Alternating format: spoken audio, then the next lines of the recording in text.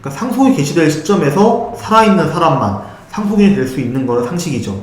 근데 이제 앞으로 태어날 아이는 그 시점에서는 살아있는 게 아니지만은 예외로 취급됩니다. 즉 그 아이도 유산을 받을 수 있다는 얘기가 되는 거죠. 안녕하세요. 법률사무소 진리대표원 최석호입니다. 오늘은 상속과 관련해가지고 곧 태어날 아이도 상속 대상자가 될 수 있는지에 대해서 얘기를 해보려고 합니다.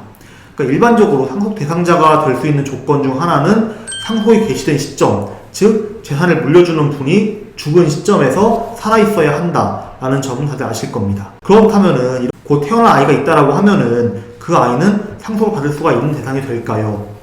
이 주제는 대학교의 법학과 1학년이 주로 배우는 내용인 만큼 평소에 거의 관심이 많으셨던 분들이라고 한다면은 가볍게 보고 넘어가도 좋을 것 같습니다. 태아에게 어떤 근거로 상속이 되는지에 대해서는 교수님들의 의견이 크게 두 가지로 나뉘고 있다고 합니다. 근데 어쨌든 어느 학설을 따르든 간에 결론은 태아가 어쨌든 건강하게 태어난다라고 하면은 그 시점에서 태아였을 때 돌아간 분의 재산도 상속을 받을 수 있다라는 결과는 동일합니다. 실제로 민법 제1000조를 보더라도 태아는 상속에 관해서는 이미 출생한 것으로 본다라고 명시도 되어 있고요. 그러니까 이 말은 곧 태어날 아이도 상속인이 될 수 있다는 의미겠죠. 또 이제 대법원 판례에서도 태아가 상속 개시 당시에 존재했다라고 한다면은, 즉 어머니 뱃속에 있었다고 한다면은 태어난 것으로 본다라고 판결을 내리기도 했죠. 이제 예를 좀 들어보자면은 남편 A씨와 임신한 아내 B씨 관계에서 A가 사망했다라고 가정을 한다면은 1순위 상속인은 누가 될까요?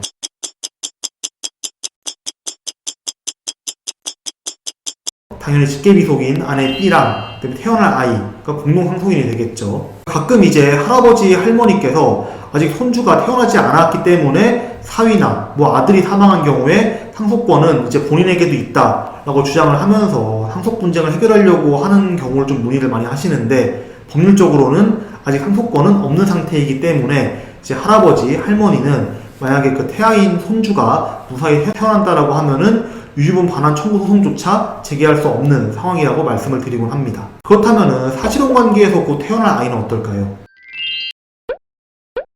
결혼은 법률혼 관계에서만 상속권이 인정이 되기 때문에 사실혼 관계인 배우자는 상속을 받을 수가 없게 되는 건 당연하겠죠.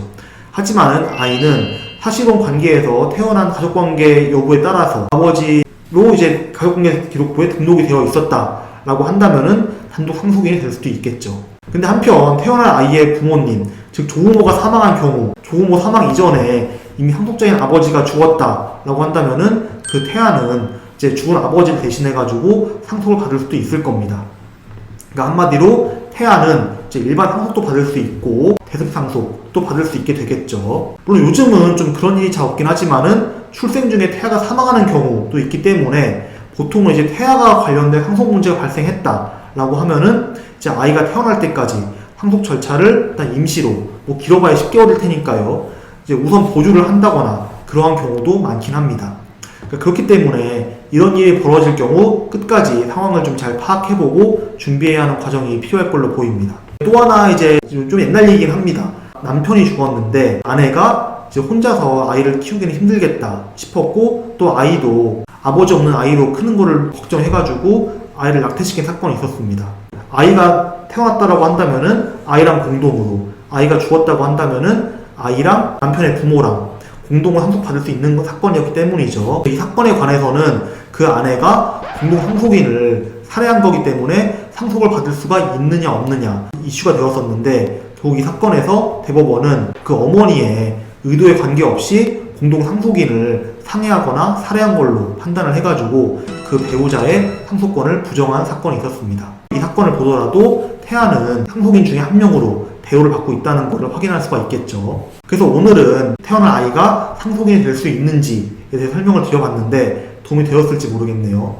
상속순위에 대해서는 오른쪽에 링크도 걸어놨으니까 한 번씩 영상 보시는 걸 추천을 드리고요. 다음에 또 도움이 되는 영상으로 준비해 보도록 하겠습니다. 구독과 좋아요, 알람 설정도 부탁드리겠습니다.